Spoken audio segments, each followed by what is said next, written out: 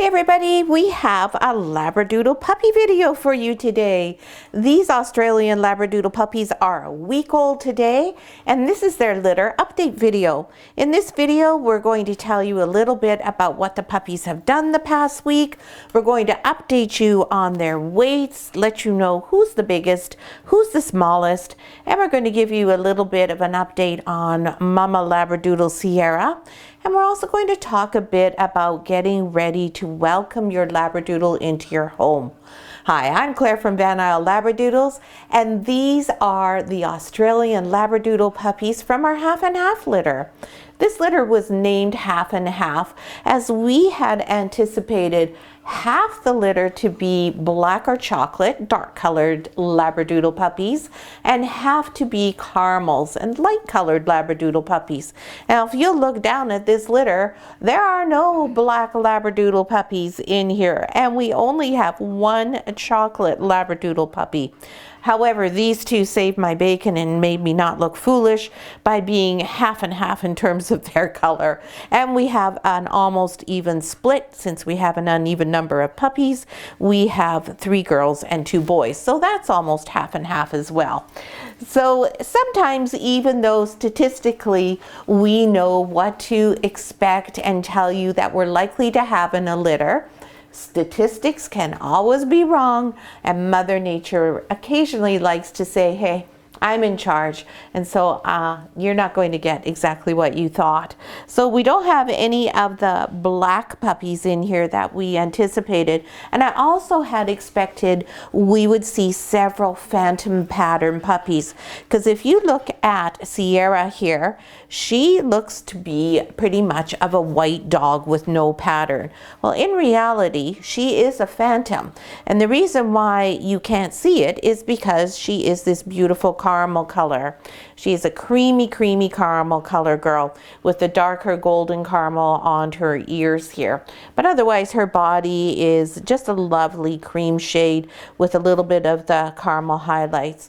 So that pattern, that phantom pattern, can't be seen because she has those light colors on her. But she is actually a phantom, and Papa Labradoodle Tig is also a phantom, but we don't have any phantom puppies. Oh well, what we have is a gorgeous litter of beautiful Australian Labradoodle puppies, and these are all multigen Australian Labradoodle puppies. So that means the puppies have been only Australian Labradoodle to Australian Labradoodle for many generations. In this case, these puppies are about a 10th generation of ALD to ALD. And ALD is the short form for Australian Labradoodle, because it's quite a mouthful to say that all the time. So these little puppies, what have they been doing this week? Well, if you look at the puppies, you can see the main thing they've been doing, and that is growing. These puppies have a beautiful milk bar, thank you, Mama Sierra. They have just gained like crazy. Our goal is usually within the first 10 to 14 days for our puppies to double their birth weight. We're really happy if they double their birth weight in the first 10 days. We're exceptionally happy if it happens in the first week. Well, these puppies in their first week all have more than doubled their birth weights. And if you look back at week 1 and you compare the bodies to now, especially a red collar girl here, I think that's red, yep. Look at the width on this little girl here now. She obviously has grown and has a lovely, full, juicy, yummy little Labradoodle puppy tummy. And you can see across the board, these puppies are all so much broader than they were just a week ago. They are absolutely thriving. Now that's something that's really important. At least I feel it's important. Sure, you can have a dog, and dogs are opportunists and they're scavengers. They will make the best out of any situation, and they can survive in almost any situation. So that's why dogs are successful in living as a street dog. And you can have street dogs anywhere where they're not getting an optimum diet, they don't have a home, and they're pretty much just totally dependent on their own scavenging skills. But that is the nature of dogs. That's what they're designed to do, is scavenge and be able to survive under dire circumstances. But what we want to do when we have a puppy that we're loving and caring and welcoming as a family member is we want them to thrive. We want to give them the very best nutrition that we possibly can. We want to give them the very best of everything and give them all the opportunity in the world to not just thrive physically, but emotionally and mentally. We want to make sure that we're giving them the best life that we possibly can, because holy smokes, there's nothing like the unconditional love that you get from your dog. And Australian Labradoodles are amazing companions. They're gentle, they're caring, they're very connected to human beings. Their intuition is remarkable, and they're also very intelligent dogs. So it's just an honor to be able to do all we can for our dogs and give them the very best that we can.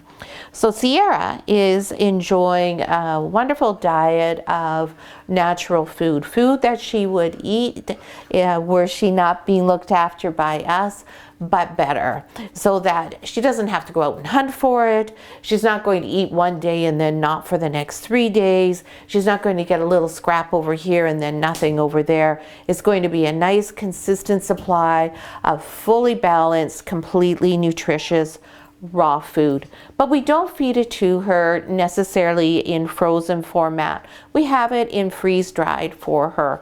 And what we're feeding her is mostly 100% Canadian made. We do have some US products as well, because we like to give her a little bit of variety. But we do have a primary focus on 100% Canadian made freeze-dried food. And wow, have we ever seen the benefits of that.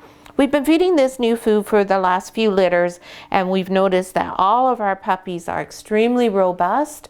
They all have gained weight more than average, and they all have these gorgeous shiny coats.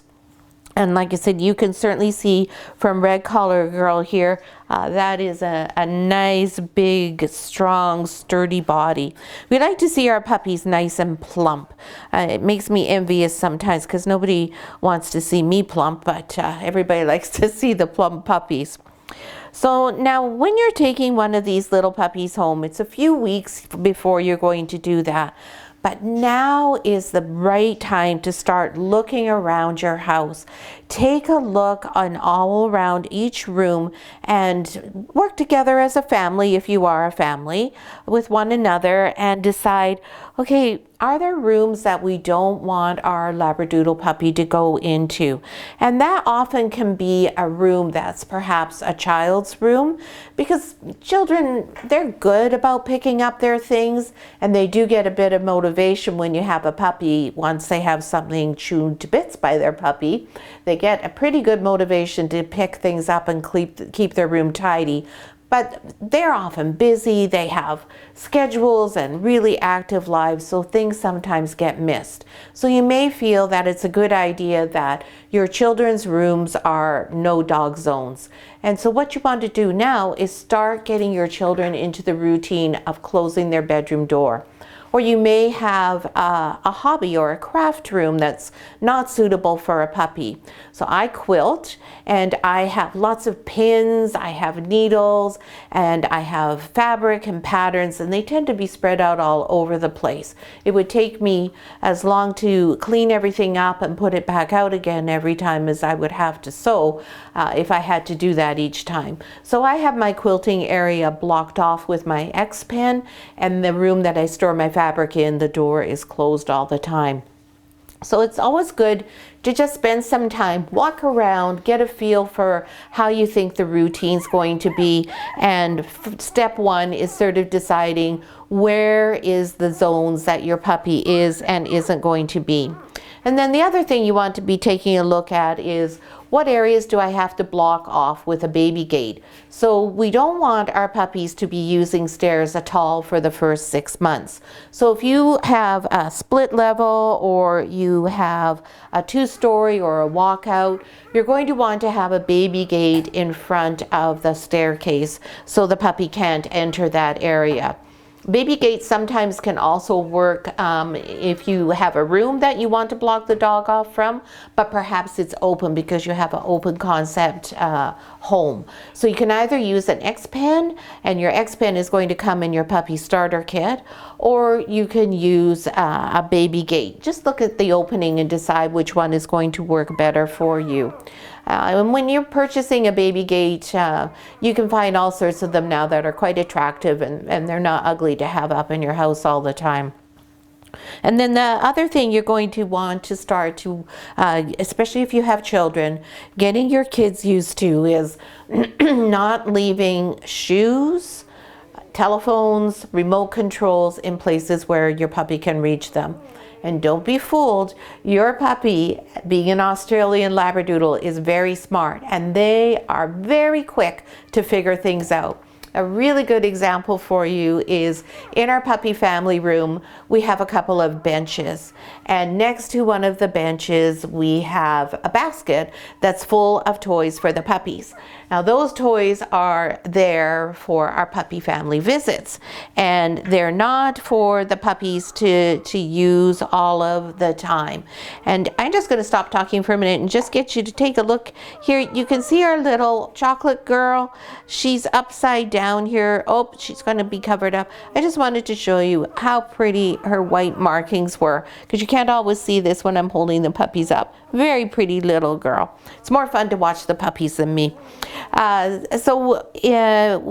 you have this puppy that we have, she has learned how to go from the donut bed and jump from that up onto a stool, and then get across onto the bench, and then reach over and go in the basket and pick out the toys she wants. So that's how smart these little Labradoodle puppies are. That's just a puppy doing that. That's not an adult dog.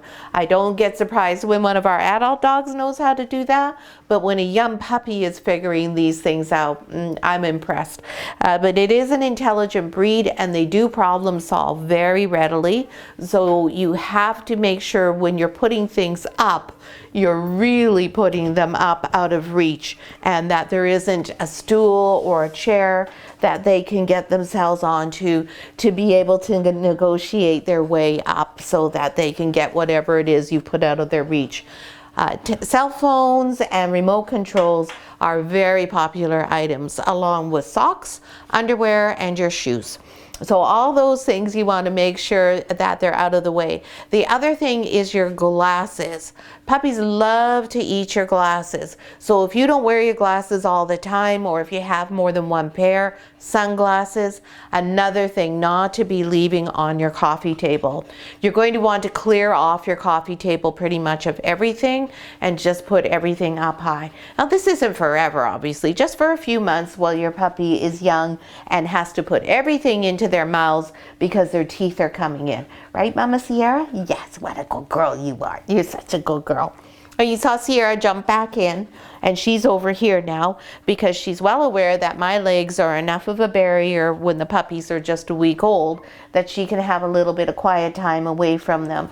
And she just really enjoys having some time to spend where we focus just on her.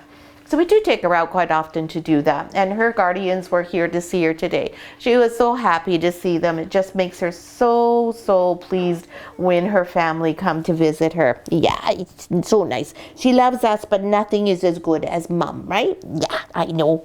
I'm just your substitute. So those are the first few things that you want to start working on together. And then the other things that you want to start thinking about is, what door is your puppy going to use to go out to go to the bathroom?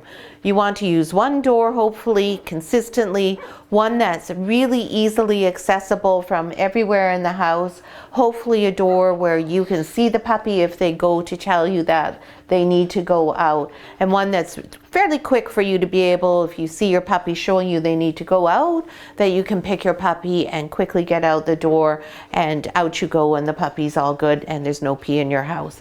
Generally speaking, when our Van Isle Doodle puppies go home, most of our families report that they do not have accidents, or perhaps only just one if the family has failed to notice that the puppy's giving them the signal. And the other thing to sort out is where they're going to eat. Where your Labradoodle eats is very important, isn't it, Sierra? Yes. And why is that? That's because Labradoodles can sometimes be a little bit fussy about how they eat. They have very discerning palates. So Sierra here is a good example. She's beautifully at home. There's no problem getting her to eat at home. But while she's here doing her job, she's like, well, I'm working. I'm on the job. I'm having these beautiful puppies for you, so I want you to feed me by hand. I could put her dish in here full of everything that's her favorites, and she would not eat it on her own. She would wait for me to come and give it to her by hand. So we accommodate her and spoil her for that, because she is quite right that she is working hard to raise these beautiful puppies for all of us. But what you want to look for is a location in your home that's lovely and quiet and away from distractions for your puppy. You also want to have it on a floor that you can easily wipe up if there's any mess. So in your puppy starter kit, you're going to get the right type of bowl for your puppy, which is a copper-clad stainless steel bowl, and it fits into a silicone mat. Everything can go in the dishwasher or have boiling water poured over it if you don't like to put it in your dishwasher. And that mat stops it from moving and also usually catches most of the spills. So you want to find a place where the kids aren't going to be running around, where there aren't all sorts of things for your puppy to see and be distracted with. It's somewhere as well where you're comfortable, because you want to stay within your puppy's eyesight, not be too far away, because if you leave your puppy in the beginning, they're just going to follow you and not stay and eat. So somewhere where you can maybe sit down, check your emails on your phone, maybe check out your Facebook posts, maybe look at the Van Isle Doodle Labradoodle page and go, ooh, look at those cute puppies. Look back at the YouTube channel and see your puppy when they are just like they are right now. You'll never believe that your puppy, when you take them home, was ever this size. It's hard to believe they grow so much when they're little like this. And just relax so that your puppy is also relaxed while you're eating, and is just an easy, pleasant experience. So for all our families, we're going to be sending you a video that goes over all of these things I've just touched on and gives you more information on that and gets you ready so that your home is going to be all set up by the time your puppy comes home. So now let's just give you a little bit of an update on each of the puppies. I'm sorry, Sierra, did you want to move? There you go. Now she's decided that's enough attention, and out she'll go. So Sierra does go outside. She goes outside maybe 6 or 7 times a day, sometimes 8. She only goes in a restricted area. And it's not a very long time, so that's why she likes to go out so many times. But she's feeling comfortable enough now that the puppies are all doing really well. Generally speaking, the first week is the most critical for your puppy's health, and that's usually when you have the highest mortality rate. So just like us, when a week has passed, Mama Labradoodles go, okay, good. Now I don't have to worry constantly. I can have a little bit more time to myself. See, Purple Collar Girl here is pretty much using all of Yellow Collar Girl, or that Purple Collar Boy rather, is using Yellow Collar Girl practically her entire body as his pillow. Hopefully Yellow Collar Girl doesn't mind that. She doesn't seem to be squiggling, so I don't think she minds too much. So for this past week, what have these Labradoodle puppies been doing? Well, I can tell you quite quickly. Eating, sleeping, eating, sleeping, eating, sleeping. That's all the puppies pretty much do at this age. That their only job is to grow. And you can see how they're all lined up here, that other than Purple, they're not all huddled up in some big group, but they are close to each other. We've turned the temperature down by 1 degree now that they're a week old. And if we had seen any signs of them being in a big cluster like this where they were all on top of each other, then we would know it was too soon and they were too cool. But when they lie like this, we know the temperature is just right. If they were spread out all over the place, that would be telling us that they were too warm. Now, some breeders use a heating pad for the puppies. We've never done that. I don't find it's very comfortable for mom, and the puppies generally don't need it in any event. At this time, they still cannot control their own body temperature, but a little bit now, but not enough where, like, if you put them outside and it was cold, they would definitely freeze to death very easily. But they have a little bit more control. They have more to them, so it's easier for them to stay warm. They still are unable to go to the bathroom on their own, so Sierra is still in charge of that department. And you can see that her room is perfectly clean here. Her box is really immaculate, and that's because she does take perfect care of them. They don't tend to go at all without her stimulating them to go, so that's why when she's out of the box, it's okay. There's not poop getting dropped on the floor anywhere. Sometimes you'll have one go to the bathroom while they're nursing, but she will just bend over or curl around and clean that up right away. Their ears are still sealed shut. Those won't open until they're about 3 weeks old, and their eyes are still closed as well. So during this next week is when we start to see more things happening, because we'll begin to see the eyes opening. Eyes start opening generally between day 10 and day 18. So around day 14 is the average time that a puppy opens their eyes. And you could see there how Black just moved. You can see he can hold his head up with no problem now.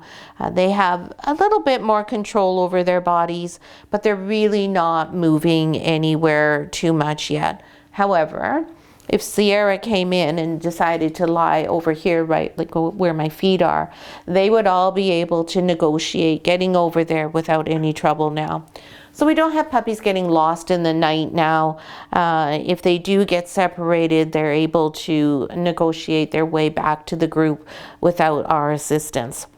The first few days, they will cry, and we'll wake up and come in and move them back. Now, you just saw Green Collar there have a big pshit, and you can see lots of twitches going on all the time. And lots of times people say, oh, the puppies are dreaming. You can see Purple moving there. See quite a bit. Lots of see lots of movement going on. Looks like they're all a little bit silly where they're moving. And look at there's Red Collar's foot's going. These are not dreams that the puppies are having whatsoever. First of all, they haven't even had any experiences in life to dream about. But what is happening is nature has designed it so the puppies are constantly moving even when they're sleeping, big movements like that, because they sleep so much. They sleep probably about 90% of the day and night away. I think that yellow would like to be able to breathe now, Purple. There we go.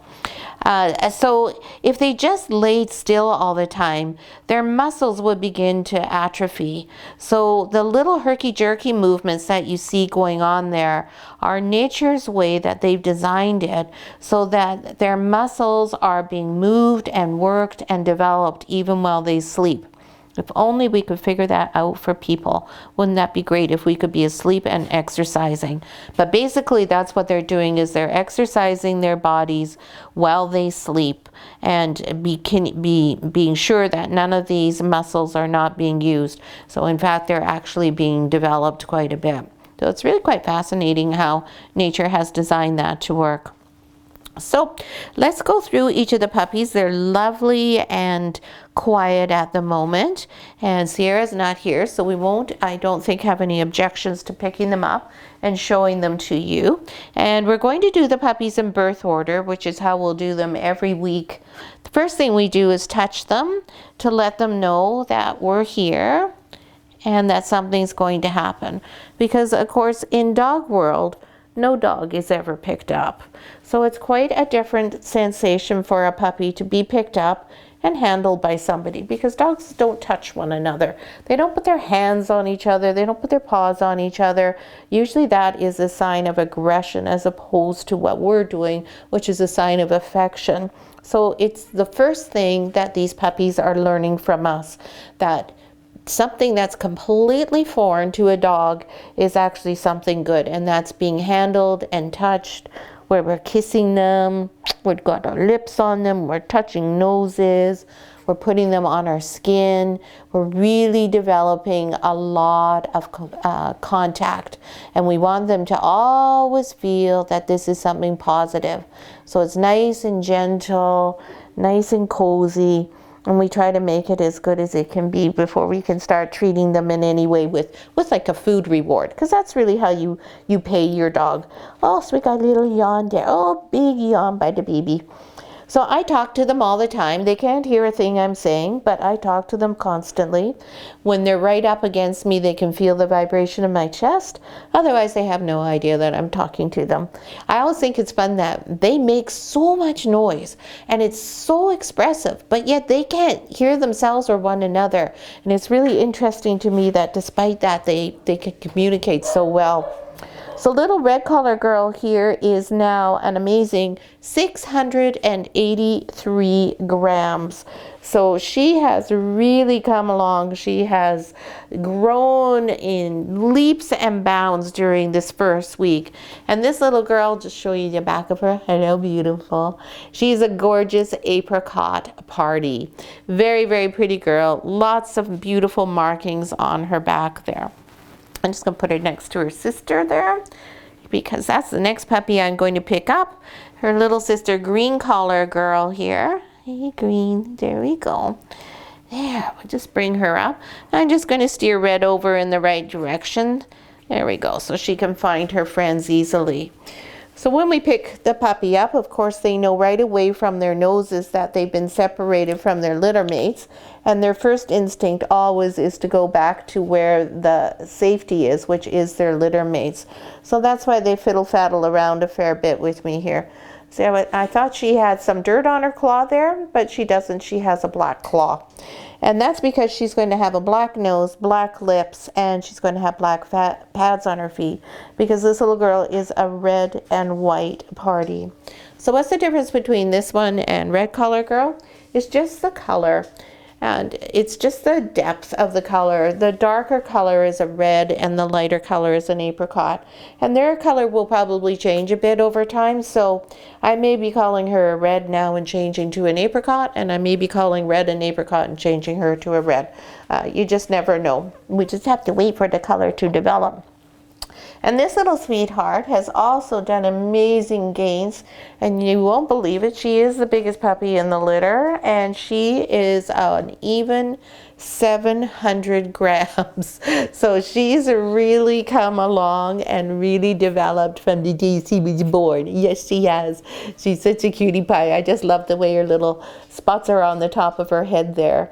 It looks like she has a very wide head because she has all of that white there. Oh, she has two black claws now that we see it. Yeah, you got two black claws. We haven't started fiddling around with their feet yet. The first week we really try to not interfere too much with the development of the bond with mom. We want to make sure that they're just getting along well and well started and gaining weight well. Oh, there's Sierra's knocking over the scale or something as she pokes around back there. The next puppy who was born is Yellow Collar Girl. And she is the last of the girls in the litter. Do you want me to move out of the way, Sierra? Is that better?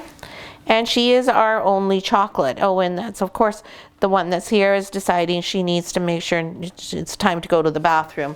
So I'm just going to let Sierra attend to her there so that maybe if I'm lucky, she won't pee all over me. Won't be the first time. So you can see that oh, there we go. Finished quickly. Thank you. Can I have her now? Is that all right? The little Yellow Collar Girl, our only little chocolate in the litter. She's the smallest girl in this whole litter, but she has still more than doubled her birth weight as well. Now she's all upset because I've taken her away from mom. And she is 567 grams. So she is still a beautiful weight, really doing well. Again, more than doubling her birth weight. And then we'll just let Sierra kiss her so she feels that she's more comfortable, that she hasn't lost out on her mummy time. Cute little white tipped toes in that puppy too. And now everyone's going to start to migrate over to the milk bar. So we'll do purple collar next. Purple was our first boy in the litter, wasn't he? Oh, is this your handsome man? Oh, look at your handsome man, Cece. One of Sierra's nicknames is Cece, or Cece Ryder, we sometimes call her. Right, Sierra? Oh, yeah. So this little guy, we're calling him a red abstract. He's definitely red. You can see the black all around his nose already. And look at how black his pads are. And he too has a black claw going on. Handsome guy, chubby guy, beautiful shade, lovely, lovely color. This is a real sweet guy. I think he's going to be one of those fellows who's very, very quiet and gentle. That's how he seems so far. He's only a week old. We have no idea really, but that's my guess. And purple collar girl, a boy rather, is 615 grams. He's a lovely, soft, quiet puppy. Whenever I'm in here with him, he's always very, very relaxed like this. Oh, no. Puppies are trying to nurse and mom's being difficult. And our last puppy born in the litter is this handsome black color boy. And black color boy is a little bit lighter than his brother Purple. And you can see again, he's got those very black pads that have shown up, and his black nose is filling in. So he's an apricot. If he had a brown nose and brown feet, then he would be a caramel. Oh, and he has the hiccups. Oh my goodness. Oh my goodness, who got the hiccups? Oh goodness, and he didn't even eat. And little black collar boy is 660 grams. Really pretty color, sort of a blondie gold kind of caramel or apricot color. Very, very sweet. There we go. I'll put you down and see if you want to go see mommy. So that's all of our puppies and our update for the week. I hope you enjoyed this video and seeing all the puppies. And if you have any questions, please don't hesitate to ask in the comments. I'm always happy to help you out with any questions you may have. You don't have to be a Van Isle Doodle customer. Anybody who has a Labradoodle and has a question, I'm happy to answer all of your questions. And you can see Sierra, because this is her final litter, her retirement litter, her third litter, she's very comfortable with her puppies. They're all interested in eating, and she's like, yeah, no, I want to go outside first. So she doesn't mind abandoning them and just going, yeah, I'll be back. And she's already doesn't mind sitting up to nurse them, because she knows that fairly soon she'll be doing the sitting up nursing anyways. So that's all that we have for you today. We hope that you follow along for all 8 weeks with these puppies and enjoy watching them as they grow up and finding out which family gets which puppy. And if you have any questions, feel free to ask. Thanks so much for watching. Hi guys. Hey.